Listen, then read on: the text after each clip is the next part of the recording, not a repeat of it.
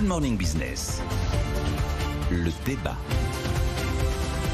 Oui, Nicolas Dose, est-ce que Bruno Le Maire a raison quand il dit qu'un ingénieur français, c'est 3 fois plus cher qu'un ingénieur allemand ? C'est pas 3 fois, j'ai regardé effectivement, mais sur le fond, il a complètement raison. Pour illustrer ça, je vais reprendre les chiffres qui sont cités hier par ma consoeur Fanny Veil sur LCI, chez David Pujadas. Elle a pris les chiffres. Voilà. Un ingénieur français à 6 000 bruts, son brut pour lui, l'employeur paye 8 520 €. Donc il y a 2 520 € de cotisation patronale. Le même ingénieur en Allemagne à 6 000 bruts, l'employeur paye 7 170 €.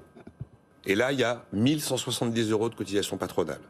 2 520 en France, 1 170 en Allemagne. Si on monte maintenant vraiment sur des très qualifiés et très confirmés, l'ingénieur français à 15 000 € bruts, il coûte 21 300 € à l'employeur. 6 300 € de cotisation patronale.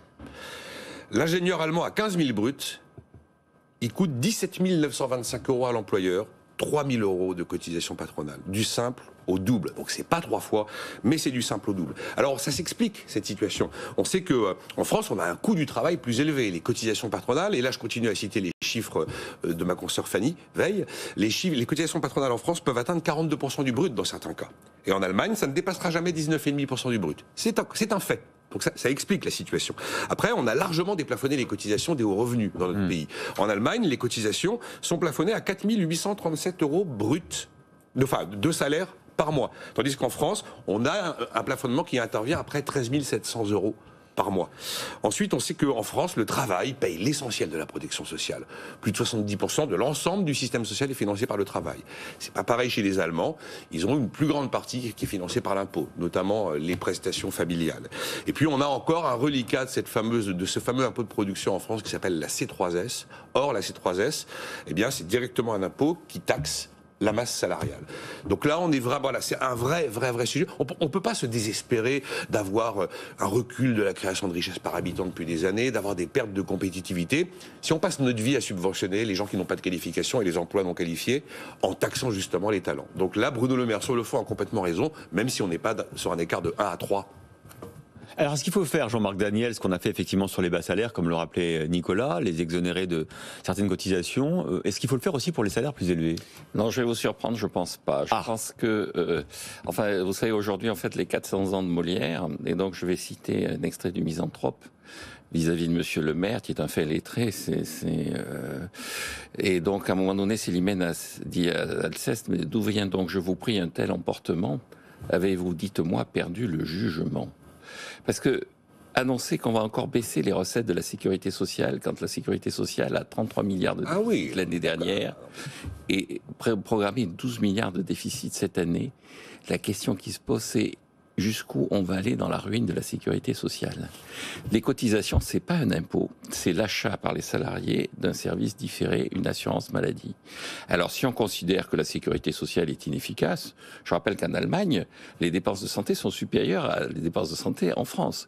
Je rappelle qu'on nous dit qu'en France, il va falloir augmenter le nombre de médecins, augmenter l'enveloppe des hôpitaux. On nous l'a changé, Jean-Marc Daniel, là. Non, il a complètement raison. Pas du tout. Moi, je suis pour la suite du l'équilibre. Je suis pour l'équilibre des finances publiques. Oui. Et donc, passer son temps à tirer des chèques en disant de toute façon, on va baisser les impôts, augmenter les dépenses, ça ne posera aucun problème.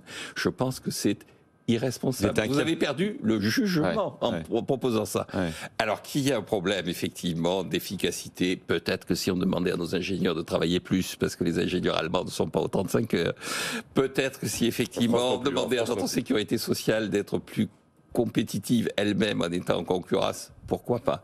Mais avoir comme seul objectif de ruiner la sécurité sociale en prétendant que ça va augmenter l'efficacité du dispositif économique et du dispositif productif, ça me paraît un peu court. Mais si on compense, si par exemple on transfère sur la TVA par exemple... Ah ben oui, mais ça veut dire qu'on augmentera les impôts. Donc je veux dire, la question qui se pose, c'est si on dit que la pression fiscale est trop importante, la pression fiscale, les ingénieurs, ils vont réclamer le rétablissement de leur salaire, parce que si on augmente la TVA, ils vont perdre du pouvoir d'achat, ils vont réclamer qu'on leur augmente leur salaire net. Là où Jean-Marc a raison, c'est que moi je considère que le constat est totalement juste. Mais après, effectivement, quand vous ouvrez le capot, vous n'avez pas la recette de la solution. Parce qu'il est évident qu'on ne peut pas continuer. Tous les candidats actuellement sont en train de baisser les impôts massivement. C'est le slogan de la campagne 2022 sur l'économie. Personne ne met en face les outils pour rendre la Donc mesure réaliste. je leur dis à tous, avez-vous, dites-moi, perdu le jugement? Mais vous savez, Pourquoi voulez-vous souriner la sécurité Vous savez que sociale le gouvernement a beaucoup d'idées. Regardez sur l'électricité pour plafonner à 4%, il a d'abord baissé les impôts et puis maintenant il réduit les résultats d'EDF. Il prend 8 à 8 milliards EDF. Oui, voilà. donc, Voilà. Choix politique. Hein. Finalement, si j'avais Célimène en face de moi, je dirais oui. La réponse c'est ils ont perdu le jugement. Non mais